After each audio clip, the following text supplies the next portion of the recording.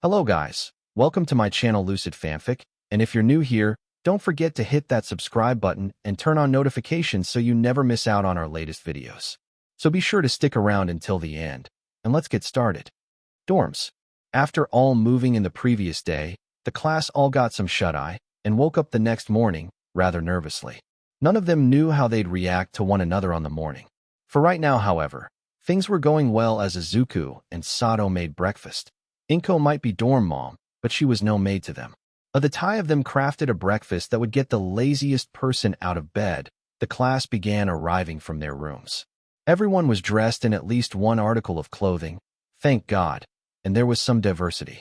Some were in dressing gowns, others rocked up in shorts and shirts, others in pajamas, and Momo was straight up wearing a Victorian-era gown for some reason. Some wore socks, others slippers, and a few just went barefoot. And when it came to hair, oh boy, did some people have some horrendous bedhead. However, none could compare to Yurika, who entered the room half asleep in shorts and a shirt, with hair that looked as though she'd been dragged through a hedge. But that wasn't what caught everyone off guard. Morning you are. Izuku began greeting before his friend's eyes stared into his soul. Go F yourself, and don't talk to me until I've had my coffee. Yurika interrupted in tone of voice that silenced everyone. Clearly, she wasn't a morning person. Izuku was just happy Eri wasn't here to hear what she'd just said. Thankfully, after that, the morning went smoothly, and everyone eventually got dressed. Eventually, they only had a single heroics class that day, and so the class decided to relax until then.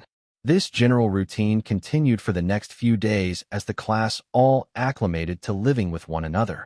Eventually, however, they got visitors. Common room.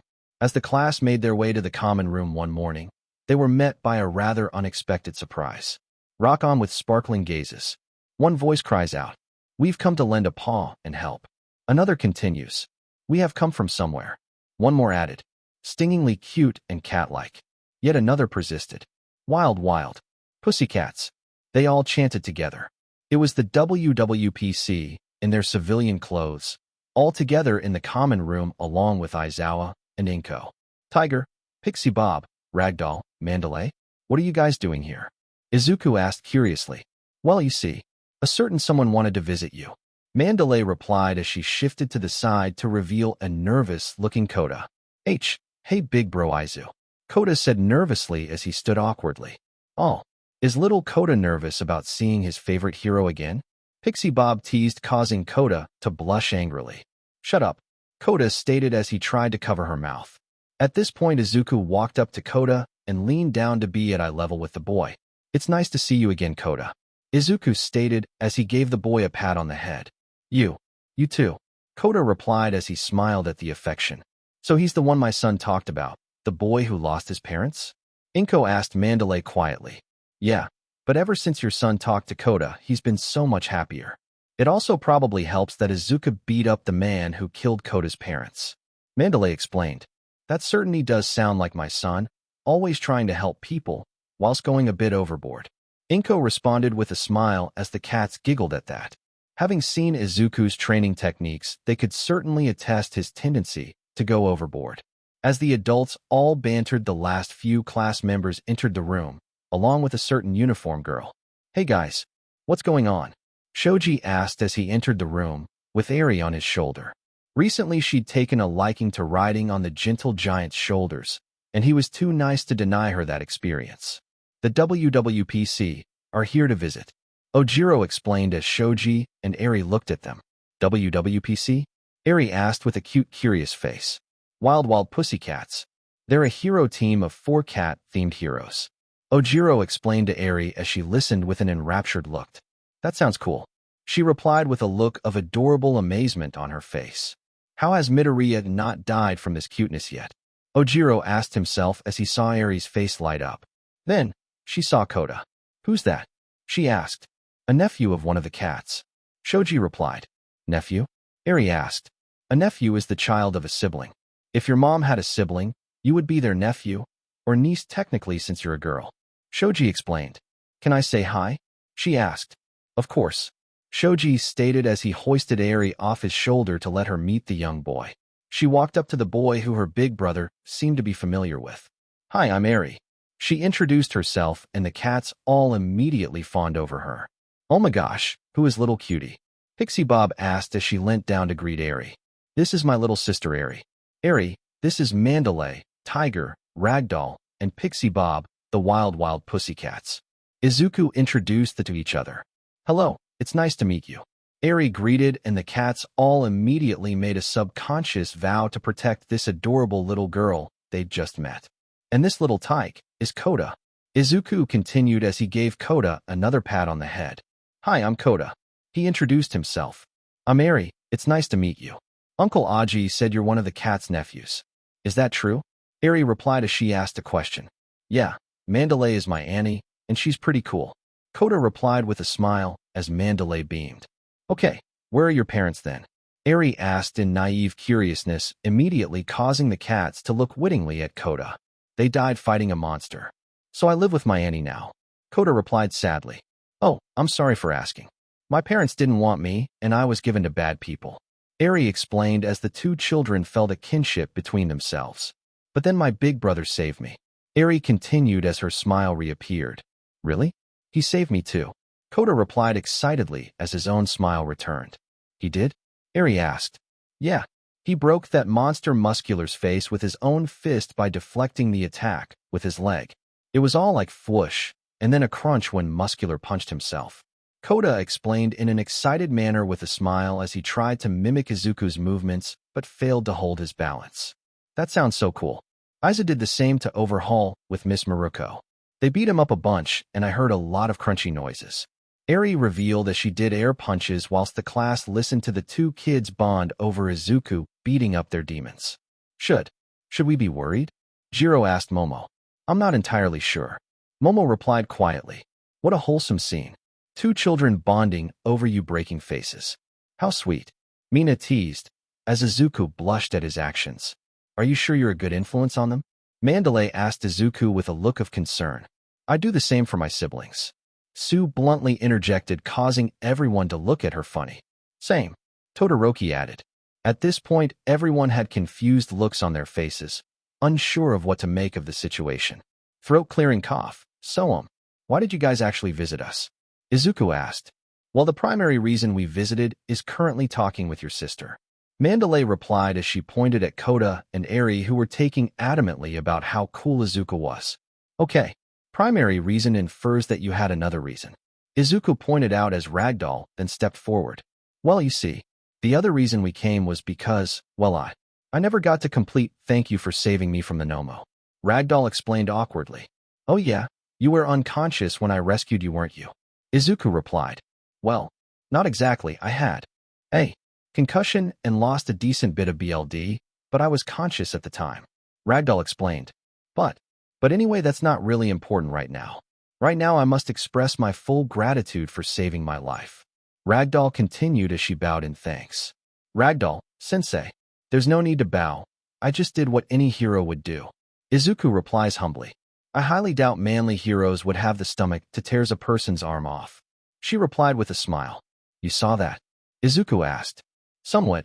I saw a blurry image that suddenly filled with red, and faintly heard you talking about taking something back and flesh golems, or something like that."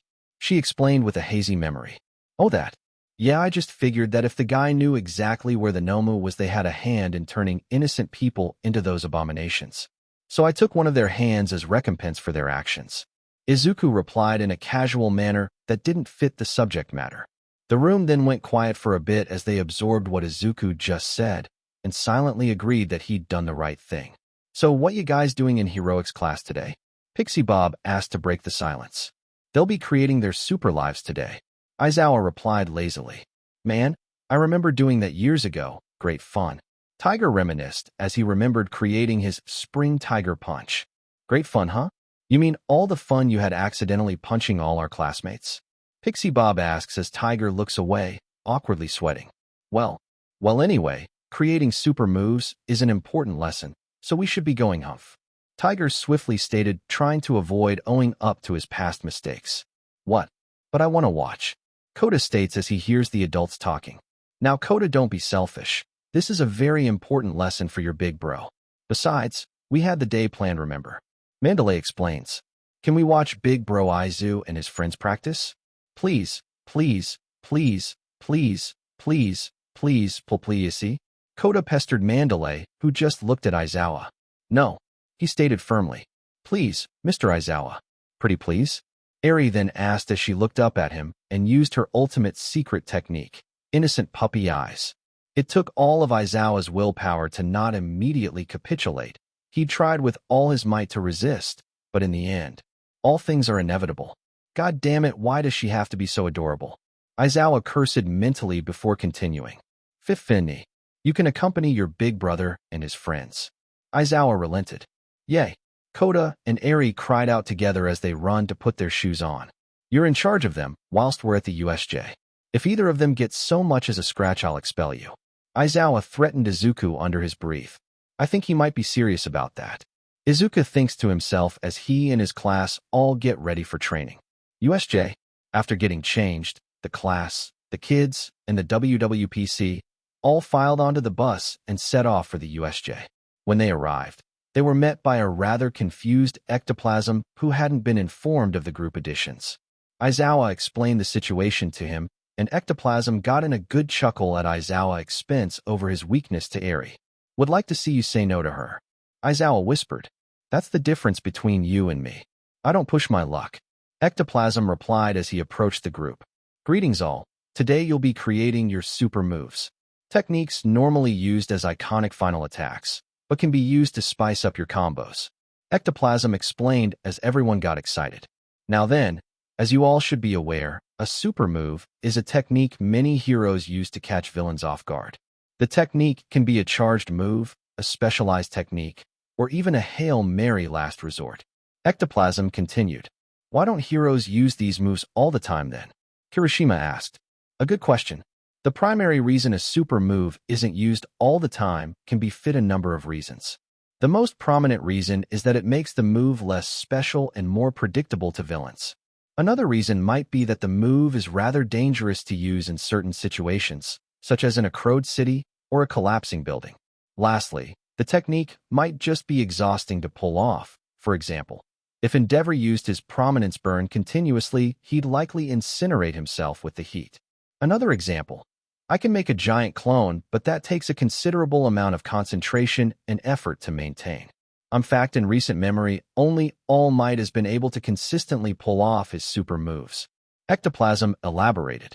So, in essence, a super move is powerful of a regular technique used only in extreme or specific situations. Momo asked, precisely, young Yaoyorozu.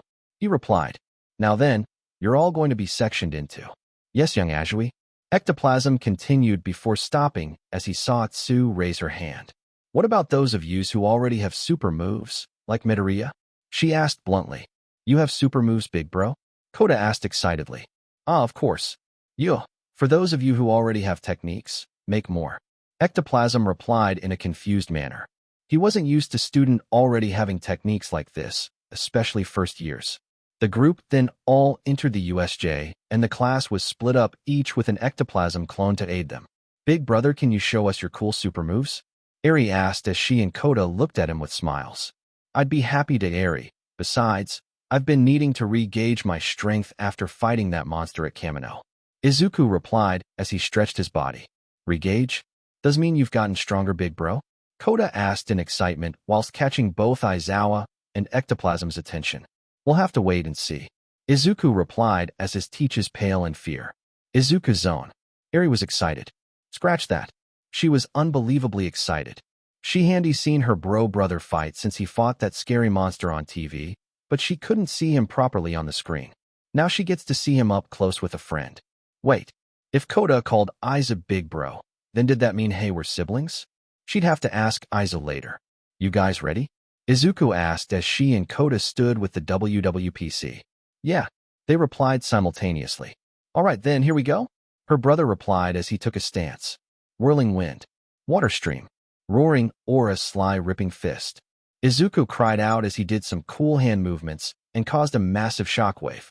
The blast of force ripped through the air and caused a massively destructive gust of wind, which disintegrated a massive pillar of stone. That was so cool, big bro. Koda shouted out. Big brother is the strongest? she added with a smile. The two of them then ran up to Izuku to praise him, leaving the WWCP utterly bewildered. Holy hell, he's gotten even stronger. But how? Tiger asked as he absorbed what he'd just witnessed. He's evolved again. Aizawa replied, catching the group's attention. Evolve? What's that supposed to mean? I thought he had no quirk. Pixie Bob asked. He was strong before, but this? This is crazy. But, yeah, what do you mean he evolved? Ragdoll added as remembered Izuku saving her. You didn't hear this from me, but somehow, Izuku Midoriya is a bizarre anomaly amongst bizarre anomalies. Whenever he gets injured in any way, be it physical, chemical, or otherwise, his body somehow evolves and adapts at a genetic level to increase its strength and durability, and that's on top of his near-endless developmental potential. We've had Recovery Girl do every genetic test possible, and yet according to all no scientific medical, he's completely quirkless. Heck, he doesn't even have junk DNA for quirks. In essence, he has the body of someone born 200 years ago genetically speaking, and yet has the capacity to grow beyond what quirks can do. Aizawa explained as the group watched Izuku interacts with Kota and Eri. Holy cow.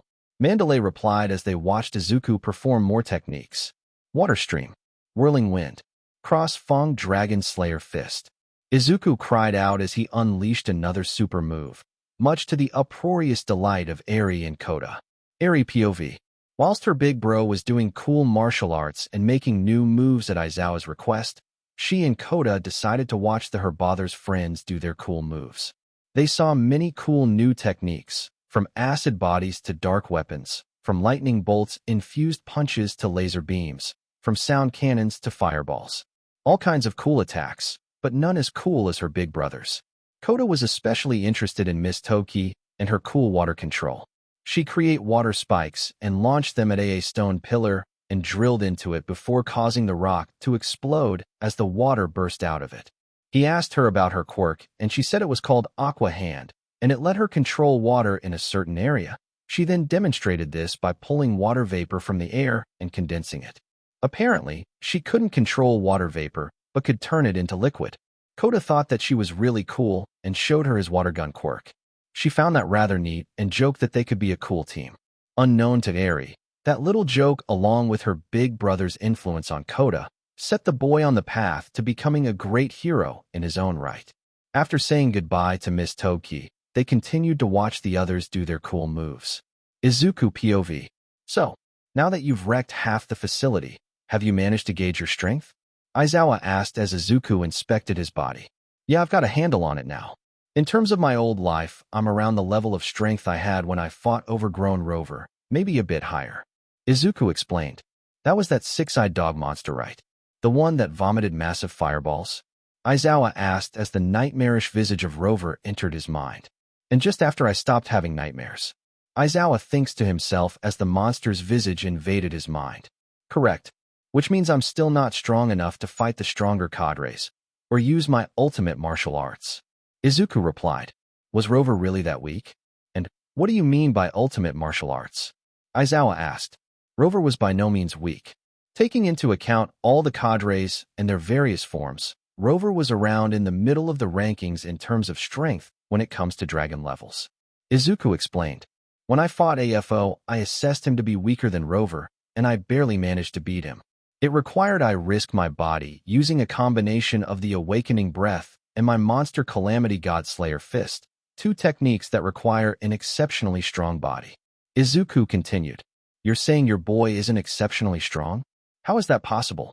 From what I've seen, you're the strongest person in Japan right now, maybe even the world. Aizawa asked. Thanks for the compliment, sensei.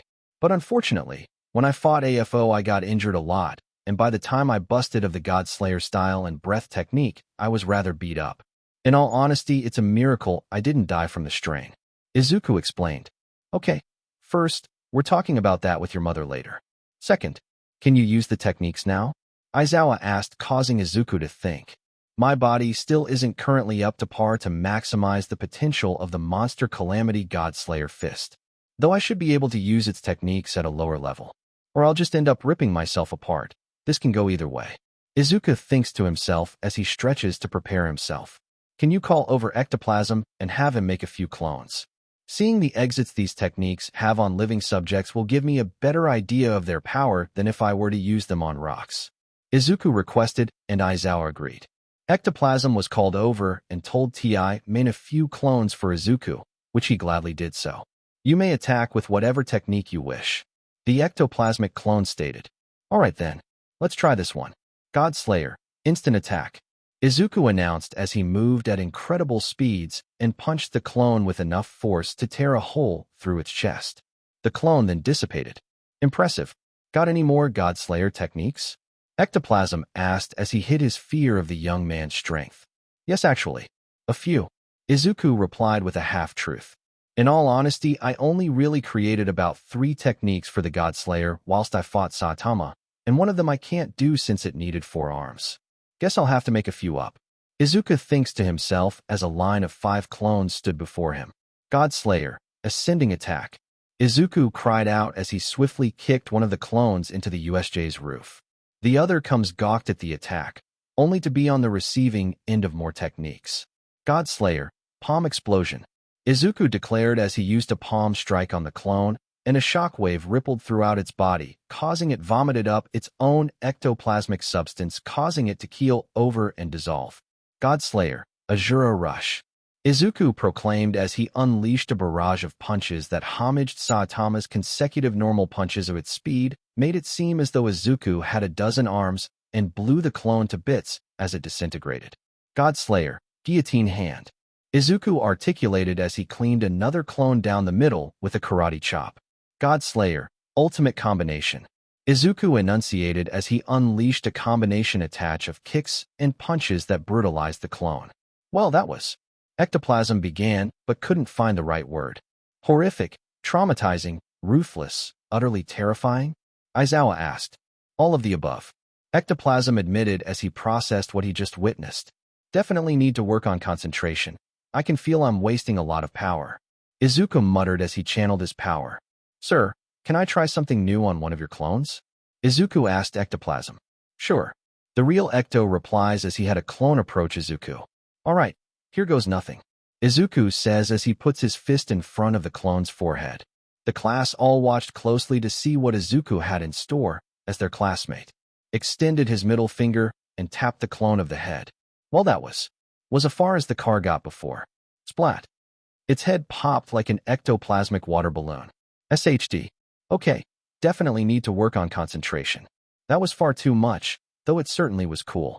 Izuku frantically stated as he watched the beheaded clone break down. Jesus problem child. Alright, you got anything else? Aizawa asked in an exacerbated tone. I've got one more to show, though I would suggest you call the class back to avoid injury. Izuku states as Aizawa calls the class and the others to gather up and stand back. It took about 10 minutes, but finally the entire class plus the teachers along with Eri and Koda all backed off to a safe distance. He then took a stance he remembered from when he fought Saitama. The serious punch Saitama used was his strongest attack. It suppressed everything in my arsenal, and had I not been able to match it, IDV immediately died. So now let's see if I can do him proud. Izuku thinks to himself as he remembers Saitama's impossible power. He remembered everything he could about the hero's stance and technique, the way his muscles twitched, how he was breathing, the shape of aura. He remembered them all and mimicked them as best he could. Sure, he was nowhere near Saitama's level, and likely wouldn't be for years. But he could certainly try. Izuku planted his feet, pulled back his fist, took a deep breath, called upon all his strength, and threw a punch. God Slayer, absolute punch. He cried out as a truly, tremendously, incomprehensibly massive quantity of kinetic energy flew from his fist and punched a massive hole through the USJ's ceiling. Jesus Christ problem child. You are aware that these super moves are meant to be non-lethal, right? Aizawa expressed angrily as he mentally recovered from what he'd just seen. Oh, right, kinda forgot about that aspect of it. Guess I'll have to save my God Slayer techniques for the monsters, huh? Izuku replies with a goofy smile. You got that right. I forbid you to use those techniques on anything other than monsters. Do you understand me? Aizawa asserted as he glared at Izuku. Perfectly, sir. Izuku replied. Good. Now then, make some super moves that are non-lethal or you're expelled. Aizawa explained as he huffed and went to go lay down. The next day, after being thoroughly yelled at yesterday by Aizawa for putting a hole in the USJ, Izuku was currently trying to perfect his new non-lethal techniques in a gym room. He'd been inspired by Eri and Koda telling him about all the cool super moves his friends had come up with, and was determined to make his own unique ones. So far, he'd been rather successful. So, this is where the strongest in UA's been hiding. A familiar voice states, catching Izuku's attention. "Oh, hi Kendo," he replied. "What do you mean by strongest in UA?" he asked. "After that stunt you pulled at Kamino, a little rumor's been spreading that you're the strongest in the university," Kendo explained with a smile. "Really? Guess I never considered what people would think of me beyond the negatives. Then again, this can also be negative," Izuku mumbled as he looked to Kendo for aid. "Hey man, don't look at me, you're the one who openly revealed how OP you are. I ain't gonna get in the way of the people who want to kick your but to gain a reputation," Kendo replied. Izuku just fell to his knees with comical tears in his eyes as he realized how busy he was going to get. Thankfully, Kendo changed the subject. "So then, what techniques has the quirkless wonder of 1A come up with then? I'm interested to learn," Kendo asked as Izuku smiled. "Well, this first one you'll probably recognize. After all, you inspire it," Izuku replied as he took a stance that Kendo recognized as an aspect of Big Fist Karate. Jin Buddhist Palm, Izuku announced as he struck a training dummy and wrenched it from the ground it was attached to. "Holy cow, that was brilliant. Was that my Big Fist Karate you used there?" she asked in excitement. "Yup, I remembered your movement and techniques from back with my fought during the sports festival. I decided to take a few pointers and add a few ingredients of my own," Izuku explained. "That's really cool, dude. Can you, copy any technique you've seen?" Kendo replies curiously. "Yes, actually. I possess an innate aptitude for martial arts, of which my ability to copy my opponent's techniques is only one aspect," Izuku explained as Kendo got more excited. "Does that mean you can copy fictional martial arts and techniques as well?" she asked. "Yes, in fact, I recently watched a cool show called Yu Yu Hakusho, and one of the main bad guys had a really neat long-range technique," Izuku replied as he took an odd stance and shaped his hand to look as if he were about to flip a coin. "Check this out," he states as he aims at another dummy. "Shockwave bullets," Izuku cried out as he flicked his thumb rapidly, causing condensed shockwaves to pepper the dummy, causing significant damage. "That was awesome," Kendo announced as she was blown away by the technique. "I'll teach it to you later if you want," Izuku offers, and she nods rapidly in acceptance. After that, Izuku showed Kendo a few more techniques, such as his Mortal Blade Arm, a technique in which he used his arm as a blade like Kamakiri. He then showed her his Stalwart Stance, a technique to improve durability and endurance he planned to teach both Kirishima and Tetsu. But after that, came the real big news. "You've made a whole new style?" Kendo asked in response to what Izuku had told her. "Kind of. I'm using the framework of my Water Stream Rock Smashing Fist and Whirlwind Iron Cutting Fist, in that they both use technique to manipulate elements using the knowledge of various energies to create a new style I call," Izuku explained as he took a completely new stance. "Dancing Flame-Searing Flesh Fist." Izuku cried out as his fist generated a heat haze and punched through a dummy, which then caught fire. "Oh my god, that is so cool.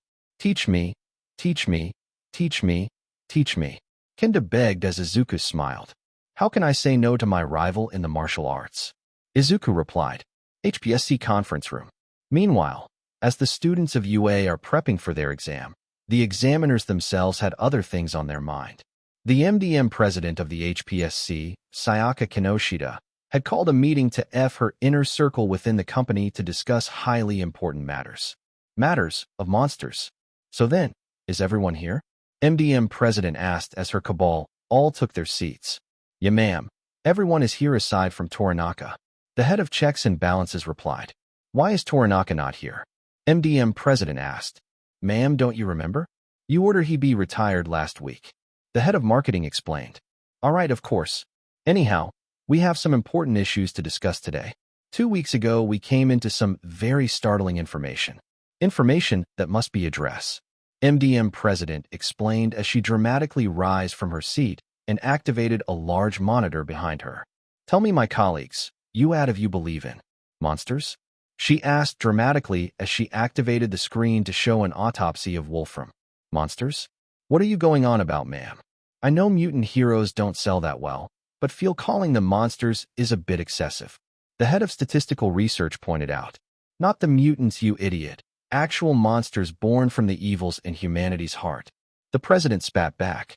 Her cabal all just looked at each other, not knowing what to make of things. Let me explain. As you all remember, there was a large incident at Island, where the main culprit, Wolfram, supposedly transformed into an enormous monstrous form. This form was initially believed to be a quirk, but later genetic analysis showed no signs of a quirk that extreme outside his original metal manipulation quirk and the muscle augmentation quirk believed to have been given to him by AFO. The president explained as she showed images caught at the island. Then how did he transform? The head of budgeting asked.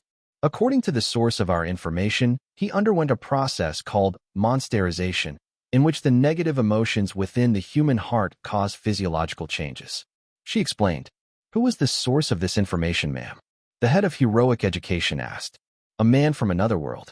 The president replied with absolute seriousness.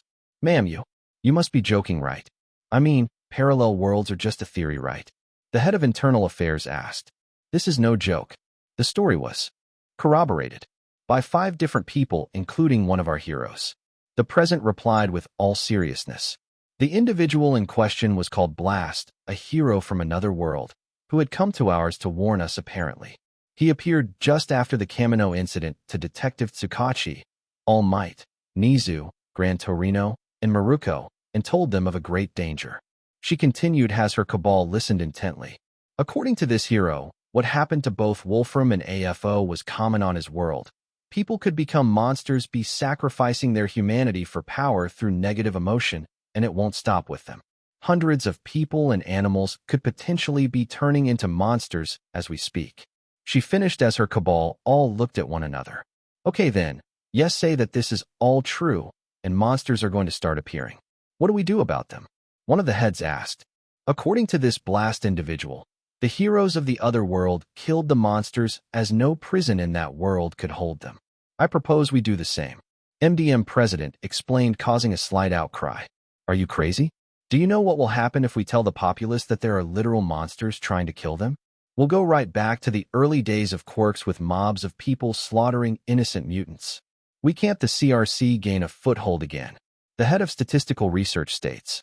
I understand that, which is why I propose we come up with a new name for the monsters. MDM president replied. How about mysterious being?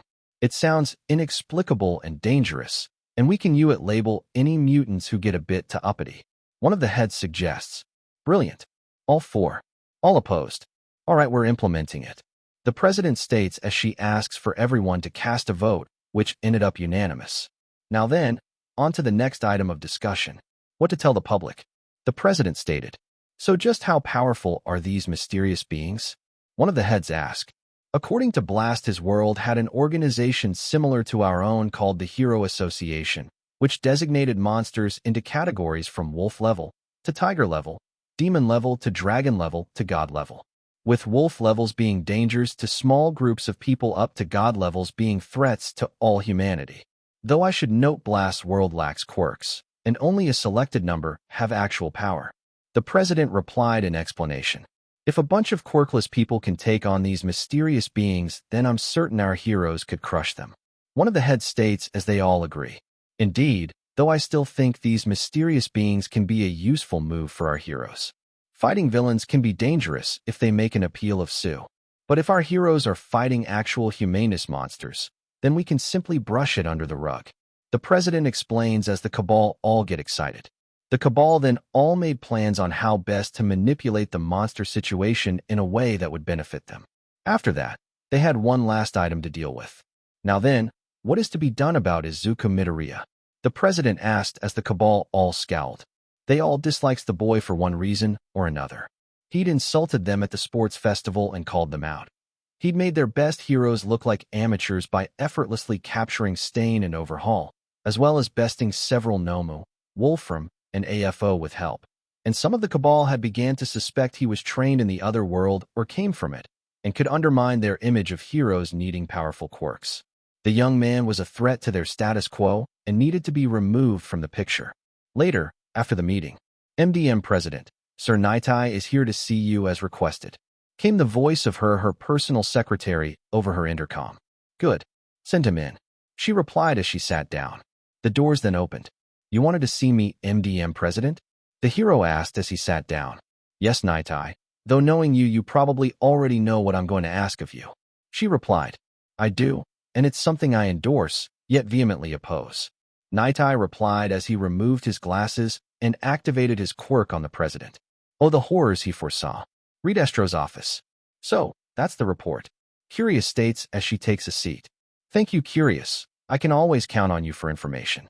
Redestro complimented as he readjusted himself. His entire cabinet was attending this meeting, as they always did whenever Curious brought new information from her spies in the HPSC. However, this time, things were unique. So, they believe literal monsters are going to start attacking, huh? Sounds like a bunch of desperate propaganda to me. Trumpet states with a cocky smile. I'm not too sure about that, Trumpet. I've hacked their systems, plus looked into the people who did the tests. According to the data, these monsters are real. Mr. Skeptic explained as he remained hunched over his laptop. I have to agree. According to my little spy in the league, that transformation this AFO fellow pulled off wasn't something he had access to prior to that night. Curios explained. What does it even matter? Monster, villain, or hero, none can stand against the righteous power of Meta Liberation Army and our noble goals. Geeton interjects confidently. Well said, my dear Geeton. However, as usual, we must be cautious. Curious, keep me updated on your spy's progress in the league and gathered information. Mr. Skeptic, I want you to continue gathering information on these monsters. We may need it. Geeton, Trumpet, you both continue to train the militia. I want them ready for anything. Redestro orders as his subordinates all stand to salute him. Yes, sir. They all reply simultaneously. After the meeting. Excellent. Those fold at the HPSC are digging their own graves even faster. Pleased, monsters. What moron would ever fall for that? Redestro thought to himself as he looked out his office window at the expanse of the city of Daika. Though, should the worst happen, I'm confident I could kill a dragon level if need be. All for my righteous and glorious revolution. He thought himself as he clenched his fist with a cocky smile. Bus point. It had been an entire month since class. 1A had been told of the existence of monsters, but that wasn't the main problem they were heading towards. No, because today, they had their licensing exam, while most were, in which they would have the opportunity to prove their mettle and earn the right to call themselves pro-heroes, except for Melissa, who despite being part of 1A still needed to pass a few other tests to participate in a licensing exam. Many were nervous. Others, however, not so much. Come on, you guys. We can't be intimidated by this. Kirishima asked as he enthusiastically tried to pep up his classmates. He's right, you know. Compared to everything we've been through together, this should be a doddle. Izuku added with his signature smile. That's easy for you to say, Mr. Invincible. You're the strongest guy here. Mineta replied nervously as he readjusted his bowl. No, they're both right. Momo interjected.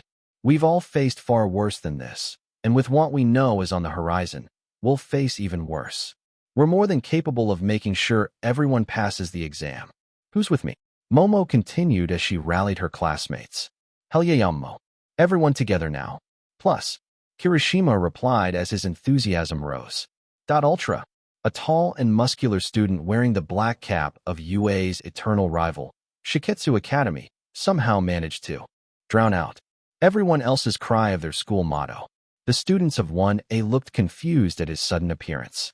Yurashi, I've told you 1,000,000,000 times, it's rude to intrude on another group's huddle. Came a stern voice from another student in a Shiketsu hat. Damn it, you're right. My apologies. The now named Yurashi replied loudly. Crack. Before then smashing his forehead into the concrete to bow. Christ. And I thought Kirishima was enthusiastic. Jiro exclaimed. She's right, Kiri. This guy's stealing your manly thunder. You gonna let that stand? Mina asked as she teased her best friend. Never. Kirishima replied as he too prepared to slam his forehead into the concrete, thankfully being stopped by Sato and Siro.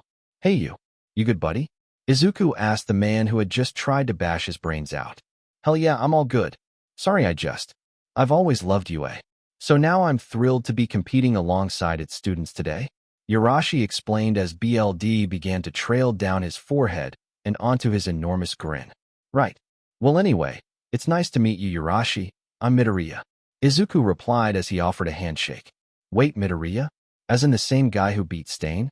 The guy who fought that villain on Eye Island with all might? The same guy who defeated that monster at Kamino? That Midoriya?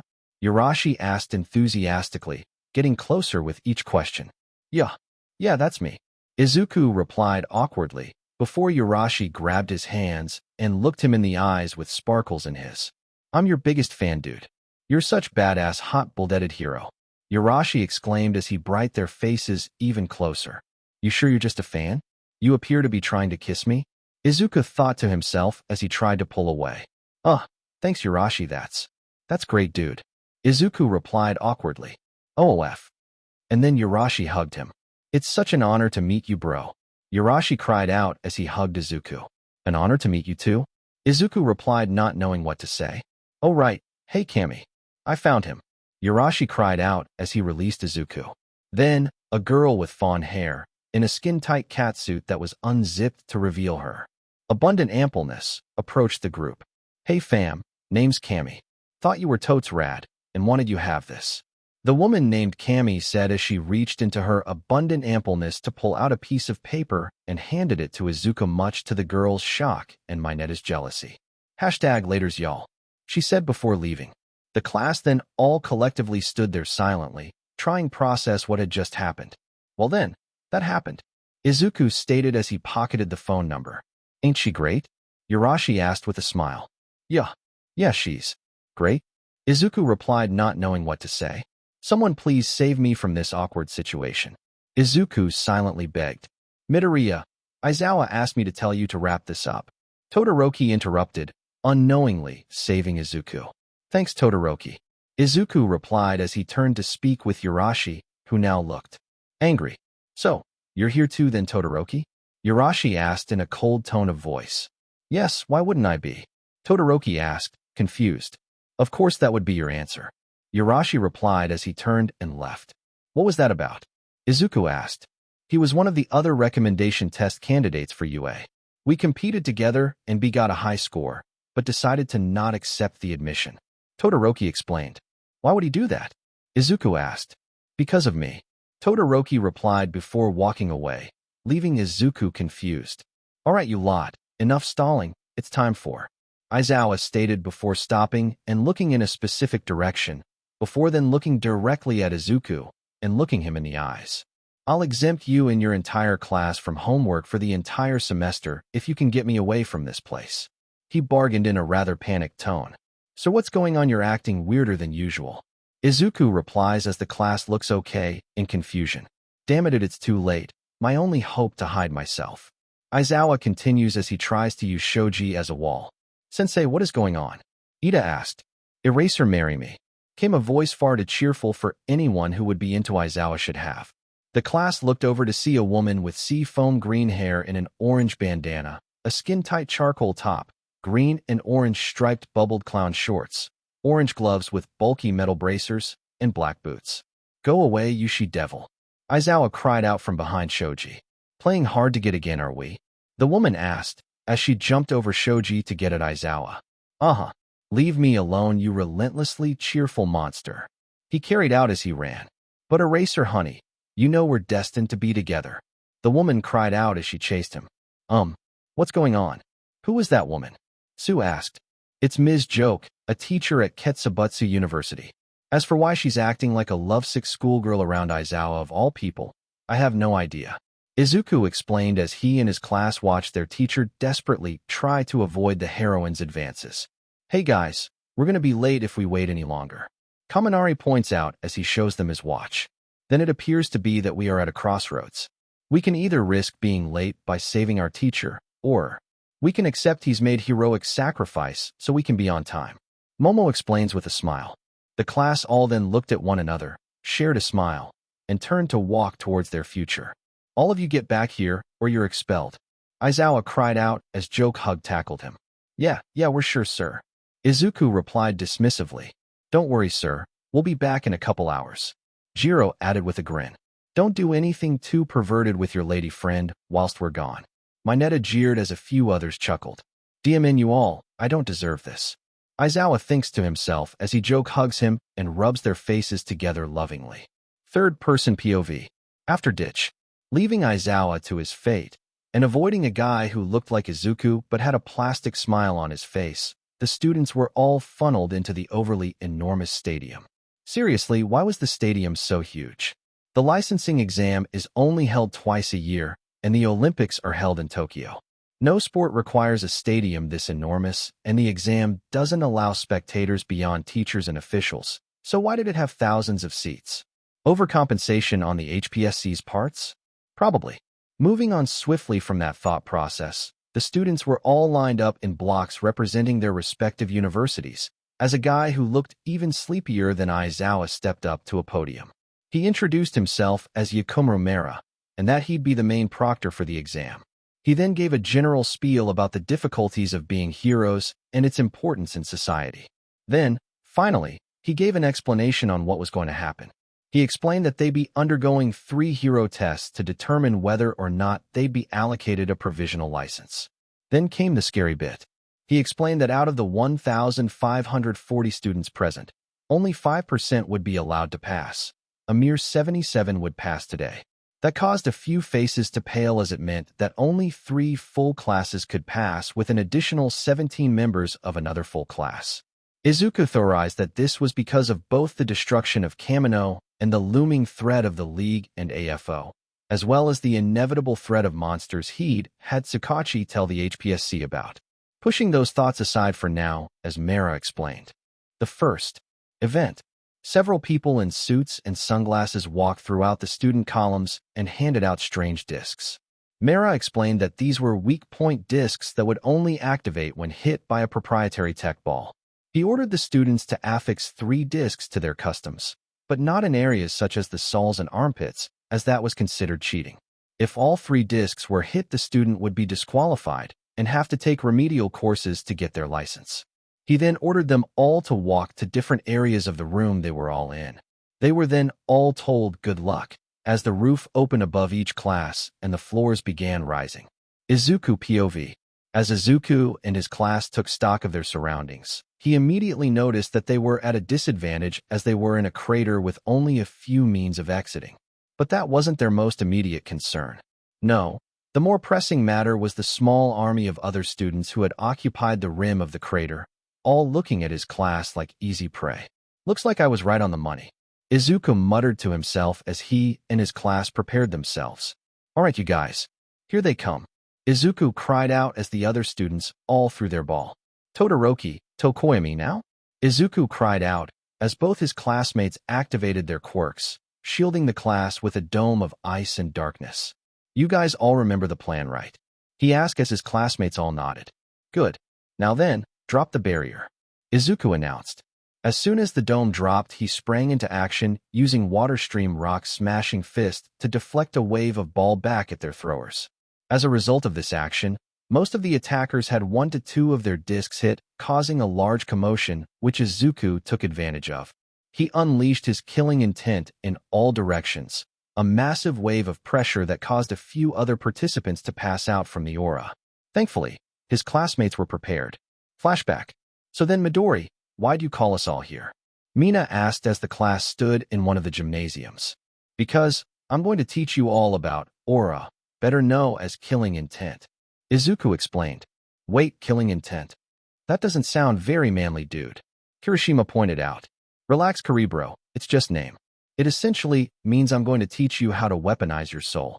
Izuku explained, causing his class to do a double take. Weaponize our soul? What are you on about, dude? Kaminari asked. I thinks it's better for me to just show you. Izuku stayed as he closed his eyes and took a deep breath. He then suddenly stiffened and opened his eyes, causing his aura to envelop his classmates. The sudden weight that struck his classmates brought most of them to their knees, whilst those with weaker wills like Mineta and Aoyama passed out. Only Kirishima, Todoroki, and Momo remained standing out of sheer willpower, but even then they were still heavily sweating. After 10 seconds, Izuku retracted his aura, and his class began to slowly recover. That was awful. Siro breathed as he caught his breath. You said it, I I never want to go through that again. Ochiko added as she got to her feet whilst her knees wobbled. You're going to teach us how to do that? Todoroki asked as he took deep breaths. Exactly. I'm going to teach you how to output your aura for offensive purposes like what I just showed, and defensive purposes to resist such attacks. Now wake the others up, we've got some training to do. Izuku replies as he pointed to the class members who had fallen unconscious. You guys ready? He asked as the class nodded. Good. First of, you need to open the gate to your soul. He instructed. End of flashback. The class had all output their own auras to act as defensive barrier against Izuku's. Some, like Momo, Ochiko, and Kirishima, had full barriers that could fully resist it, whilst the rest only had basic barriers to resist falling unconscious. After checking to make sure his friends weren't unconscious, he leapt at their assailants and swiftly outed a few of them who were either unconscious or disoriented, earring him a spit in the next round. All right, you guys, you know what to do. Izuku called out as several balls tried to hit him. Right. The class all chanted in unison as they split into various groups to divide their enemy's attention. Momo POV. As the class split, Momo took her assigned squad to go after their target. Prior to the exam, the class had done preliminary research on all the other universities as they knew that as a result of the sports festival their own abilities weren't secret. The class had stumbled across a few different opponents who they realized would be an issue if they weren't taken care of. One such individual was a student named Psycho Intelli, whose quirk made her smarter whenever she drank tea a certain way. Momo had been given the job of assembling a team and taking her and her clique out. Prior to the exam, Momo had convinced, aka bribed, May with rare material to hack Intelli's computer and learn what she knew. Apparently she knew a lot, like enough to counter almost everyone in 1A, but Momo immediately began formulating a strategy to counter Intelli's counters. She's made a team to defeat Intelli consisting of herself, Jiro, Tsu, and Shoji. They tracked Intelli's group using Shoji and Jiro's heightened senses to a mock skyscraper. Upon entering, Momo creates several devices to detect the presence of anything out the ordinary. The ambient temperature is rather low, lower than it should be. Guess she saw who was coming after her. Momo explained as she looked at Tsu. Good thing Hatsum put tap microheater in my suit. If it got too cold, I would have eventually fallen asleep. Tsu stated as they ascended the building. As they did, however, they encountered many traps along the way. Glue traps, stun grenades, tasers, and more. Guess one of her friends must have quirk like yours, Yamamo. Shoji pointed out. Not likely. This must be Lily Harasawa. She's a member of Intelli's clique and her quirk lets her store a vast number of things on her body. Guess she stocked up on equipment to create countermeasures and traps. Momo explained as she recalled the intel she'd bribed May for. Even knowing that, though, it means we likely are going to have to be careful with all these traps hidden around. Jiro pointed out. We could do that. Or, I could do this. Momo replied as she flexed and electrical energy began emitting from her. Whoa, is that the new application of your quirk you discovered? Tuss asked. Momo told her classmates that she'd unlocked a new application of her quirk that let her rapidly burn calories to increase her physical abilities for a short time, and the lightning was just a byproduct of the rapid energy burn. Yup, Momo replied as she prepared herself. She took a runner's stance, then she shot off like bullet, slamming into each wall and breaking all the traps with sheer brute force. Ever since the training camp, she's been hard at work to increase her body's tolerance to OFA, and with Izuku's help and hellish training, she's risen from less than 10% to a constant 20% and an upper limit of 32%. Heck yeah, Momo, you rock. Jiro cried out as she threw up some horns, causing Momo to blush. Then you, Jiro. Now then, let's keep moving.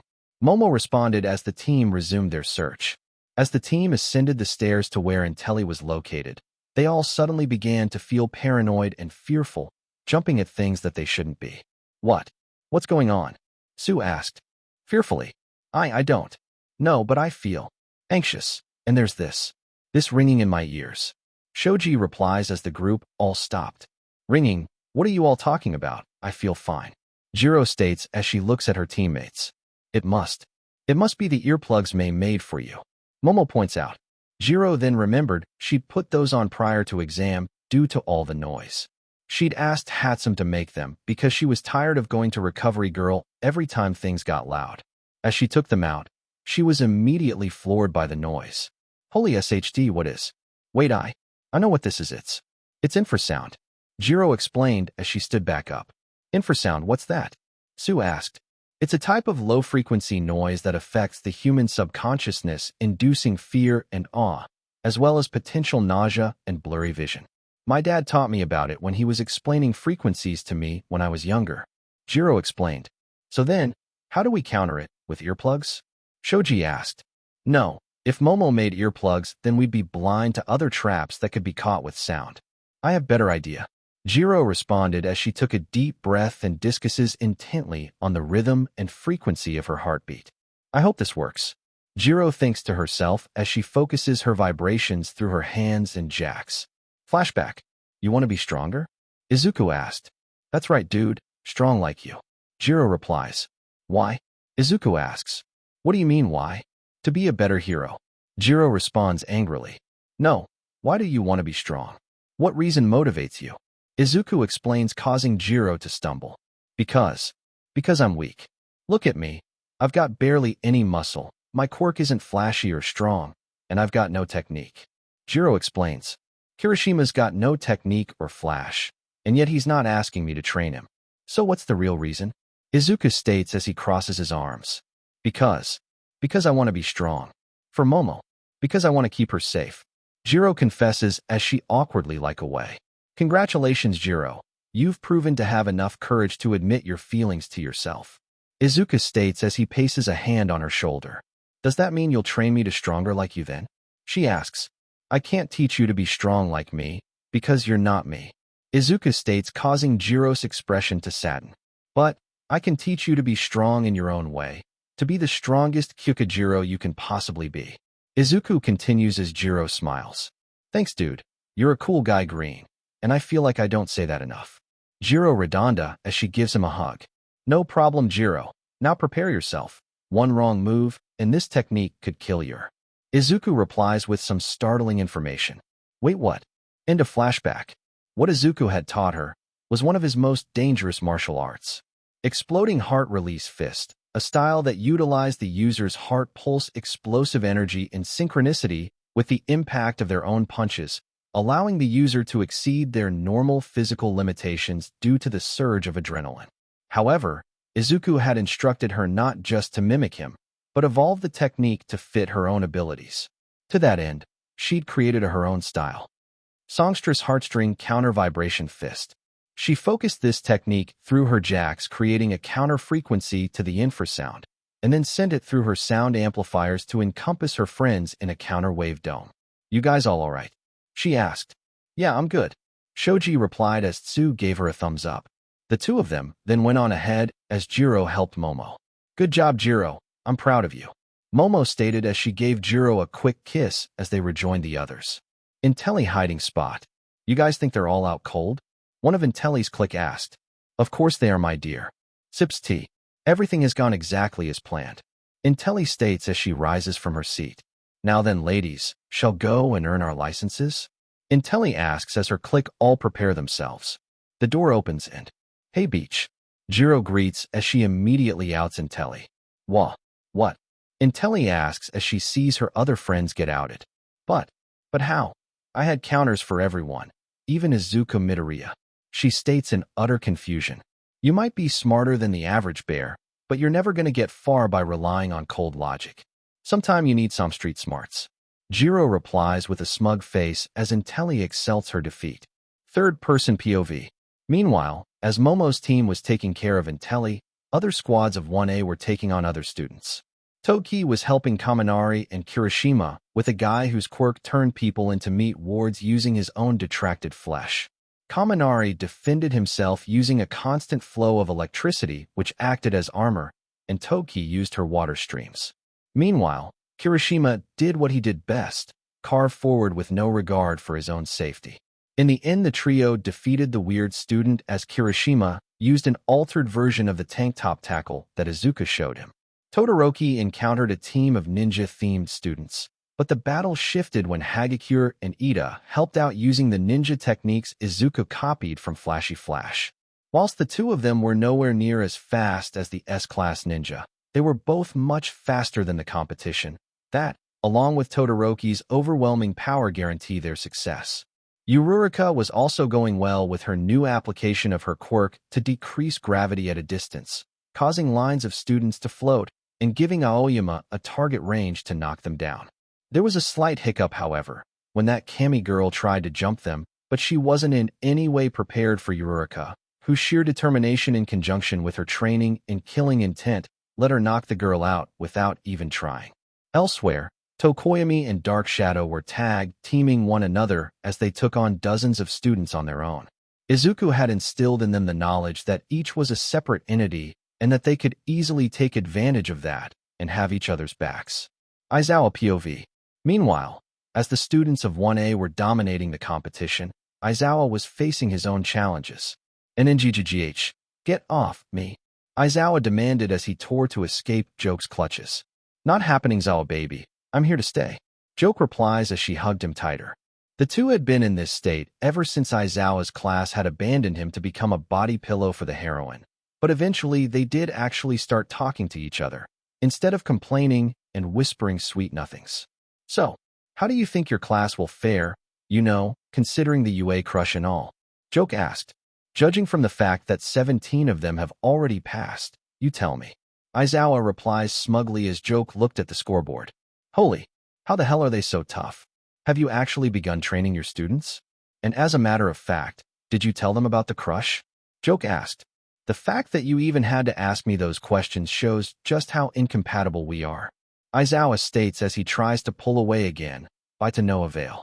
But if you must know, Midoriya, aka Problem Child, had been running them ragged to get ready for the future, and it was also him who predicted the crush. Aizawa explained as Joke's arms tightened around him like an anaconda. What kind of future necessitates that kind of power? Joke asked as she saw Tokoyami unleash his Dark Shadow and a large group of helpless victims. The type I can't tell you about. Aizawa replied as the memory of the monsters surged in his mind. Oh, ominous. You sure you can't spill a drop of tea for your future wife? She asked with a beaming smile. No. If you're so desperate to know what's coming, then in a few days the commission will be making an announcement about it. Also, the day you become my wife is the day I get my butt kicked by a dog. Aizawa replied, hoping he'd picked an absurd enough metaphor. Well, guess I'll have to wait until then. In the meantime, cuddles. Joke replies as she redoubled her efforts to impart love onto Aizawa. Grr. I hate you. Aizawa ummed. Duh. I love you too, Zawa baby. Joke replied as she gave him a peck on the cheek. Intermediate break. After the set number of students had all passed, they were all given a 40-minute break to rest as the people in charge prepared the next test. As the university's all intermingled, Izuku saw a number of them all glaring at him. It was like he'd crushed their friends' dreams or something. Oh well. Surprisingly, he did meet one friendly face. A young man named Yoshindo, who looked like a near-carbon copy of itself frighteningly enough, had approached him to greet him and shake his hand. However, his friendly gesture and tone of voice beset a man with malicious intent, and Izuku could easily sense it. The look-alike didn't like him, but was making a considerable effort to hide it. Izuku felt like calling the guy out on his aura, but felt it was unnecessary. Shindo was only on the level of a mid-C-class hero and posed no real threat to Izuku besides perhaps identity theft, and he figured Shindo wasn't the type to impersonate others. After that little encounter, not much of note occurred until only 5 minutes remained. Man, I'm pumped. That was such an amazing display of heroic passion. That's the kind of hot-blooded heroism I aspire to. Yarashi stated as he invaded Ida's personal space. Yes, thank you for the compliment. I too strive to be passionate in my heroics. Ida replied, not knowing how to safely respond to the guy who, during the exam, used his wind quirk to take out over 200 students in one go. At this point, I think he's your long-lost cousin or something, Kiri. Mina joked to her brother from another mother. Man, I'm really starting to regret turning down a spot at UA. Being in class with such incredible people would be amazing. Yarashi announced vehemently. Why'd you ditch the application then, bro? You're super awesome and powerful, and you're a manly man through and through. So why'd you turn it down? Kirishima asked as she slung his arm around Yarashi's neck in a move of Broness? Yarashi's face then went dark as he responded, and pointed towards Todoroki. Because of him, he stated, darkly catching Izuku's attention. What's your issue with Shoto? Izuku asked in a voice that the class recognized as the one he reserved for talking to villains. Should we step in, or something? I mean, I know Midori wouldn't sabotage us, but Hagakure said silently. No, just have faith in Izuku. Ochiko staged as she looked at her friend. Due to her highly attuned sense with auras, she could tell he wasn't actually angry, and this had faulty, he wouldn't do anything crazy. When I met him at the UA exam, I gave him the benefit of the doubt. I thought that his outward disposition was due to pressure, but Todoroki dismissed me with the same cold tone and eyes that his father gave me. Urashi explained. You met my father? Todoroki asked. I love heroes, always have. I love the passion, the hot-bloodedness, the selflessness of heroes. But you see, when I was younger, I thought Endeavor was the most passionate and hot-blooded of them all. I had all his merchandise, his posters, his action figures, his crappy cereal, all of it. But I didn't have an autograph. Then, one day I met him. It was after a fight with a villain and he was leaving scene, and I run up to him with my mint and box Endeavor action figure. Urashi explained in great detail. You want to know what your dad did? He asked, and Shoto just looked down in shame. He practically bowled me over, and didn't even register my presence until I hit the ground. Then, I saw his eyes. He was cold and uncaring, nothing like I thought he was. So when I saw your eyes looking the exact same, I rescinded my application. Urashi finished. That's dumb. Izuku stated bluntly. Several of his classmates still nearly choked as he said it. What? Urashi asked. That's dumb. Shoto's only just learning how to be a normal person, socially speaking. I won't deny he wasn't rude to you. Heck, he was rude to all of us when we met him. But he has his reasons. Shoto was isolated from his own siblings by an power-hungry parent. He's one of the most socially inept people I know, if not the most. Izuku explained as Shoto listened intently. What? Is that true? Urashi asked Shoto. Shoto then just nodded. What have I'm such a moron. Slam. Urashi replied as he slammed his head into the concrete. Again, I selfishly only bought about things from my perspective and blamed you for your father's sins. But I never stopped to think about your side and what it must be like to live with him. I'm so sorry. Urashi continued as he bowed in apology. Shoto then knelt down. You don't need to apologize, Urashi, he stated as Urashi looked up at him, with some BLD flowing from his forehead. The truth is, you were right to judge me back then. I was just like my father. In fact, looking back on my past interactions, the only difference between us was the temperature of our quirks. Shoto continued as he smiled at the wind user. But I'm not like that anymore. I don't care about my father's expectations for me. I don't care about his thoughts or feelings, nor do I care about his obsession with empty titles. But what I do care about is being a good hero. So then, let's start over. Hi, my name's Shoto Todoroki. What's yours? Shoto explained as he reached out his hand with a smile he'd been practicing in the mirror. In response, Urashi took his hand with a smile. Hey Todoroki, name's Inesa Urashi. But you just call me Inesa, he replied as he stood up. It's nice to meet you, Inesa. Please, call me Shoto. Shoto replied as the two smiled at one another. I'm proud of you, Shoto. You've really grown since the sports festival. Izuku thought to himself as he watched the two of them get along. So, you guys all good now? Kaminari asked as Urashi and Shoto looked at one another with smiles. Yes, Kaminari, we're all good now. Shoto replied with an awkward thumbs up. Good, 'cause I think the next event's about to. Kaboom. Kick off. Kaminari explained as he was interrupted by an explosion. Izuku POV. Izuku and all his classmates, along with all the other students who passed the first exam, quickly ran to the edge of the break area, only to see the vast mock buildings that dotted the arena being leveled by explosives. Mera then spoke over the intercom to explain what the hell was going on. The next test would be search and rescue. The buildings would simulate a devastated city, and the fine folks from the Help Us company would play the part of the injured civilians and proctors. Every civilian saved counted as a point towards either the individual or group who rescued them, and points would be deducted for unheroic behavior. Alright then, seems easy enough. Just gotta rescue a few people and make sure to be nice about it. Izuku thought to himself as the horn signaled the start of the exam. Immediately, Izuku and his friends rushed towards the nearest collapsed building and began searching for survivors. Thanks to his enhanced senses, finding the civilians was easy, and his superhuman physique made unearthing them from the rubble a breeze. The tricky part, however, was getting the people to listen to him. Thankfully, he'd been developing a technique for just such an occasion. Flashback. About a week prior to the exam, Izuku had been roped into entertaining guests. Kota had returned to hang out again, but the majority of the WWPC was absent, save for Pixie Bob. Apparently, the rest of the WWPC were busy with one thing or another, and Kota was desperate to see his big bro again. So Pixie Bob had relented and brought him to see Izuku. Not that I don't mind the company, but why are you here? You know I have an exam in less than a week, right? Izuku asked Kota. Yeah, I know. It's just, the way you train is really cool, and I wanted to watch. Kota explained bashfully. Really? Okay then. Izuku replied with a smile as Kota beamed. I'll show off a few techniques, and then we can go get ice cream together. That sound good to you? Izuku asked as Kota nodded his head enthusiastically, and Pixie Bob gave a thumbs up before returning to her phone. All right then, showtime. Izuku stated as he resumed his training. He performed a few techniques that were safe to use in the gymnasium and cracked a smile when he saw Kota trying to imitate him. For someone who tries to act all aloof, he's certainly a cute kid.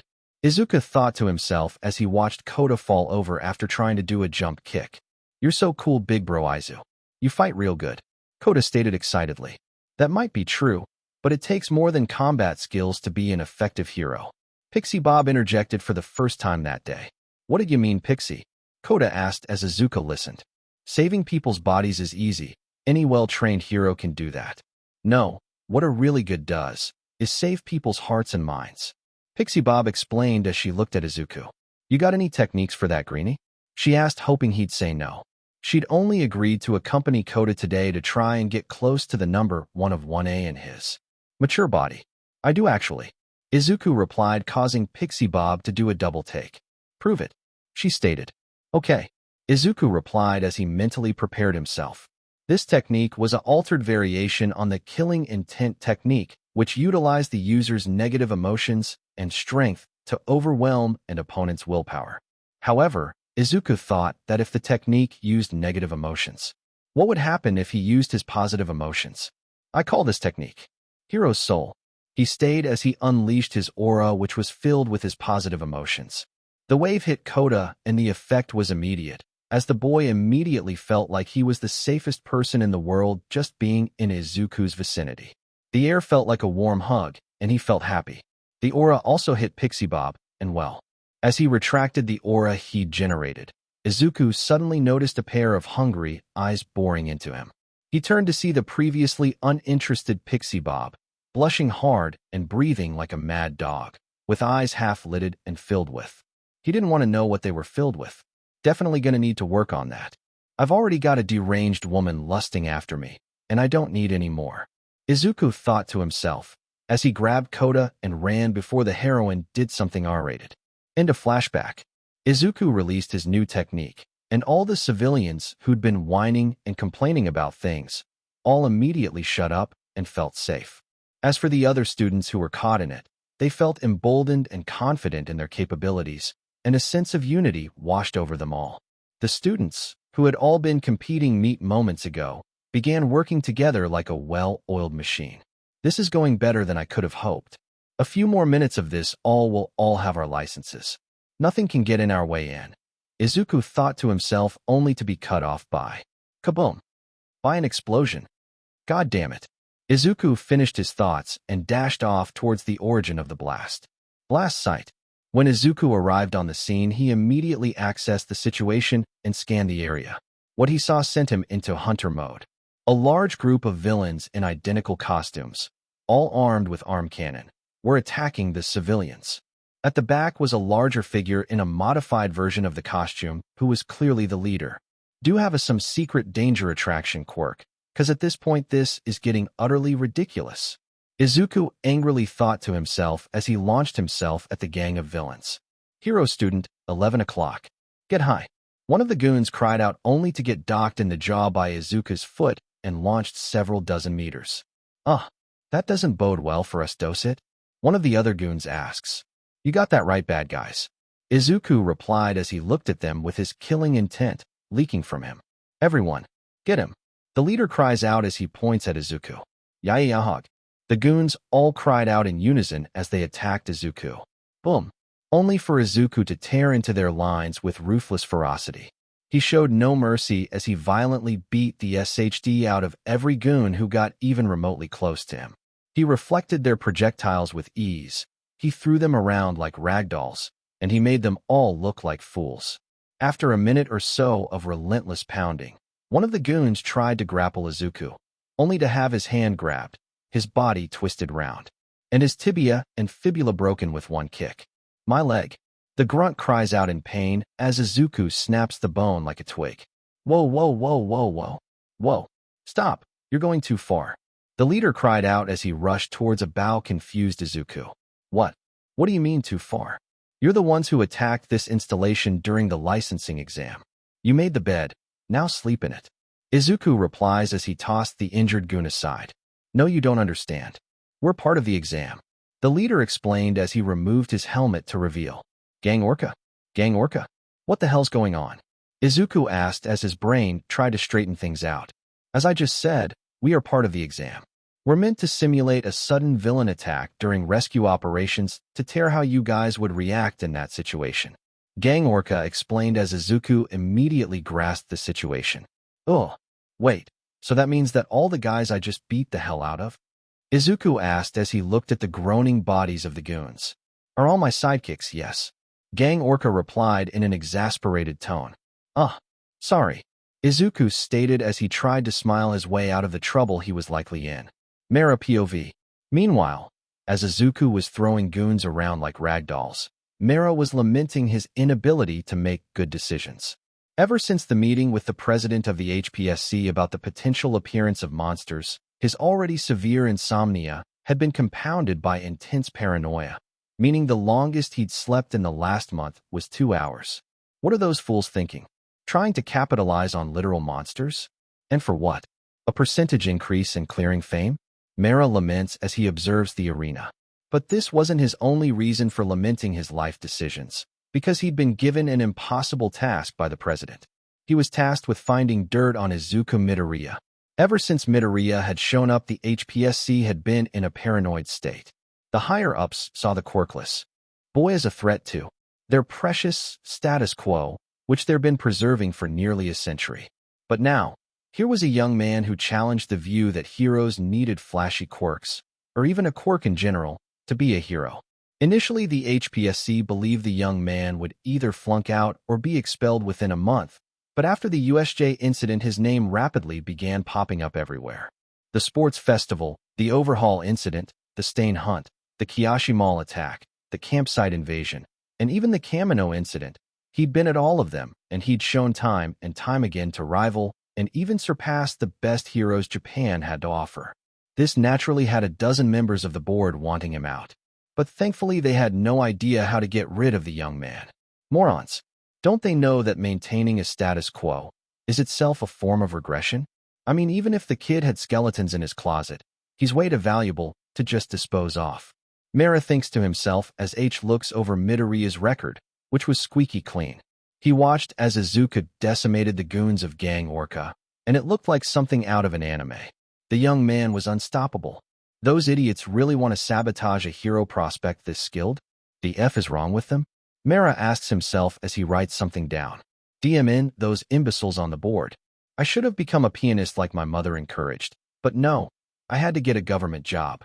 He thinks to himself as the exam wraps up. Maybe I should start job hunting again. He whispers to himself as grabs the microphone. Woods. Meanwhile. Crash. Jesus Christ. I know the ZYGT said these things were strong, but this? Torino thinks to himself as he runs from a group of monstrous Nomu with Tsukachi on his shoulder. The two of them had been leading a squad of officers and heroes to track down the League, as well as investigate rumors of a giant in the woods. Torino figured the giant was Gigantomachia, AFO's personal bodyguard. A multi-quirk giant with strength in the same ballpark of Nana back when she had OFA. But what the group found instead made their stomachs curl. They had indeed found Gigantomachia, or what was left of him. The giant had been mutilated and transformed into what seemed to be massive laboratory made of skin and organs. But that wasn't the worst part. The worst part was what was currently chasing him, Tsukachi, and the remaining heroes and officers. Anomu. That could speak. The thing has descended out of nowhere and ripped through a dozen heroes, all of whom were in the top 50, as well as the officers. Not only that, but what it said after flattening a few heroes sent chills up Torino's spine. You'll all be perfect sacrifices for my evolution. The Nomu had stayed as is held the head of a hero in its large hand. Torino deduced that not only was this thing a higher class of Nomu, but that it also undergone monsterization, and clearly it wasn't done evolving yet. God help us if the League can create an army of ever-evolving monsters. We'd all be dead within the day, Torino thought to himself as he ran as fast as he could. So, this was the end of part 12 of this series. Stay tuned for next part of this series, and if you like this video, don't forget to like, share, and subscribe to our channel. Until next time.